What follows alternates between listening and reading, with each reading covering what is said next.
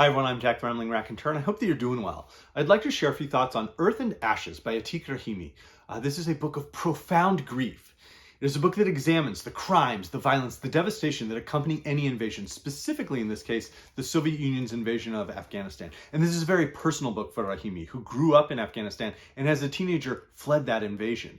But the emotional scope, the raw power behind his grief did not diminish in the generation that elapsed between the events that this book depicts and its publication. And that power has not diminished in the intervening generation from when this book was published until now. It is a book that I would strongly encourage people to read, but to be aware of what is going to occur. And Rahimi makes an interesting choice within this book. He uses a second-person POV. Often we think of very personal books as having a first-person point of view, that the character is letting us into his or her thoughts, into his or her feelings, and to experience that. But here, the second-person point of view, in a sense, commands us to think. It commands us to feel. And it makes a demand on the reader. It also acts as a sort of reflection. The character Davidovich, who is narrating the entire book, is in a sense talking to himself, thinking through, how do I have the conversation with my son about what has happened to our village and specifically to our family? How do I tell him about the images I saw, the last images and memories I have of our family, of his mother, of his wife, of his siblings? How do I tell him about what's happened to his son Yasin, my grandson, who's with me? And all of that unfolds, in a sense, in this character's mind, and we're constantly, as he reflects to himself, commanded to reflect with him. And it's an extraordinary book. I'd like to read the opening to give a sense of what that feels. I'm hungry. You take an apple from the scarf you've tied into a bundle and wipe it on your dusty shirt. The apple just gets dirtier. You put it back in the bundle and pull out another, cleaner one, which you give to your grandson Yasin, who is sitting next to you, his head resting on your tired arm. The child takes it in his small, dirty hands and brings it to his mouth. His front teeth haven't come through yet. He tries to bite with his canines. His hollow, chapped cheeks twitch. His narrow eyes become narrower. The apple is sour. He wrinkles up his small nose and gasps. With your back to the autumn sun, you are squatting against the iron railings of the bridge that link the two banks of the dry riverbed north of Pul-e-Kumri. The road connecting northern Afghanistan to Kabul passes over this very bridge.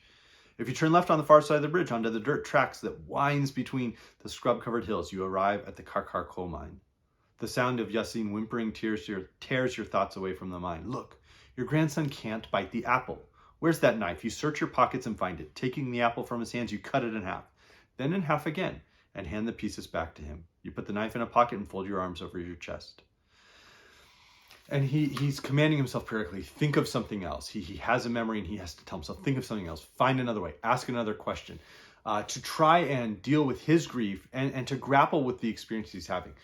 His grandson Yasin will periodically say to someone, this happened and it took away grandfather's voice. And we gradually learn what that means. What is Yasin trying to articulate when he says that this devastation of their village took away his grandfather's voice? And it's a shattering revelation. Throughout the book, Davidovich really tries to, in a sense, grieve, but also in a sense, try to have a answer to the question, why is this happening? And honestly, where do we go from here? When this has occurred, when this violence has occurred, when my family is gone, when my village is gone, when everything I had built towards is gone, what is my purpose in moving forward? And he has some spiritual reflections from his Muslim faith, but it is a very dark and painful book. At one point, he thinks to himself, you don't want to be Rostam. You are Davidovich, an unknown father, not a hero burdened with regret. Murad is your son, not a martyred hero. Let Rostam rest in his bed of words. Let Sorab lie in his shroud of paper. Return to your Murad, to the moment when you will hold his black hands in your trembling hands, and your wet eyes will meet his exhausted eyes. When you will have to seek strength from the Caliph Ali, asking for help and saying what you must say. Murad, your mother gave her life for you. No, why begin with his mother? Murad, your brother. No, why his brother? But then with whom should you begin? Murad, my child, the house has been destroyed. How? Bombs. Was anyone hurt? Silence. Where's Yasin? He's alive. Where's Zainab? Zainab's in the village. And mother? Then you should say, your mother gave her life for you. And Murad started to weep. He later reflects, when death comes, it makes no difference whether it is for a mother or a wife. My son, death, came to our village.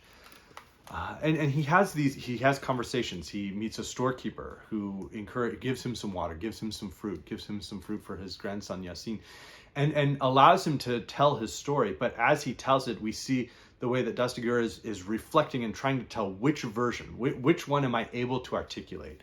And so what we have is a short but absolutely extraordinary book, and a book that sadly remains relevant as we look at what occurs worldwide. Currently, there is an invasion of Ukraine. There are so many places where violence is occurring towards people who have done nothing to encourage this, to elicit this violence. And it really does reveal the scope of crime that is occurring, the scope of violation that's occurring. So it's a book, again, that I would encourage you to read. It was published about 23 years ago and translated about 21 years ago from Dari, an Afghan language, by Erdog Göknar. But Rahimi, I believe, has other books published, and I'll look forward to reading these because he is able to really, as I said, demand that a reader experience what really happened to the best of their ability, and to write it in such a way that feels innovative and yet is not a distraction at all, and it is rather more compelling for that. As I was thinking about books, he's very specific in his references with Rostam to Ferdowsi's Shahnameh, and it's interesting to see the way that the Persian Book of Kings has influence across, other parts of Central Asia and Western Asia in really powerful ways. There are ways in which the reflections reminded me a little bit of what Maria Vargas Llosa is doing in Conversation in the Cathedral.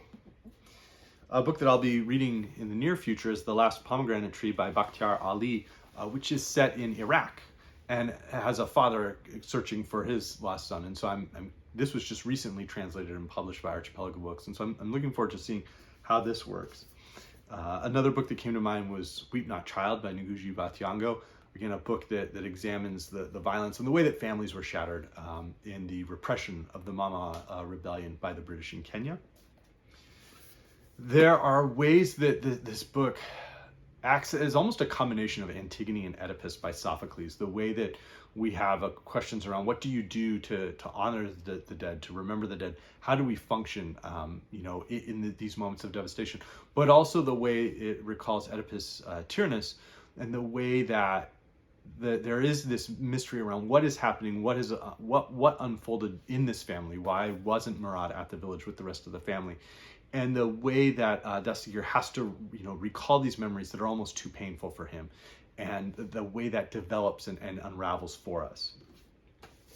Another short book that examines sort of that legacy would be At Night All Blood is Black by David Diop.